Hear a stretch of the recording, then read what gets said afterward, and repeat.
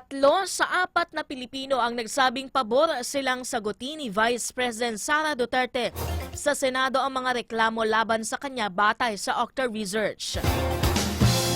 Naging 74% ng kasino ang buwan ng Abril, ang dating 69% lamang noong Marso na nagpahayag ng suporta sa impeachment ni Duterte.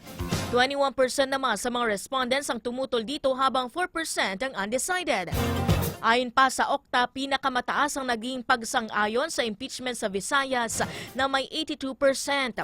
Siya namang sinundan ng 81% sa National Capital Region o NCR, 77% sa Balance Luzon at pinakamababa sa Mindanao na baluarte ng mga Duterte sa 58%. Gayunpaman, tinuturing pa rin itong mababa ng Okta kumpara sa mga bahagdang na itala noong July 2025 sa 80% at 78% naman sa Abril ng nakaraang taon. Ito ay noong kasagsagan ng pagharap ni Duterte sa mga aligasyon ng paglustay ng confidential funds, betrayal of public trust na di maipaliwanag na yaman, maging ang pagbabanta niya laban kay Pangulong Bongbong Marcos at First Lady Liza Araneta Marcos kung siya ay mapapatay.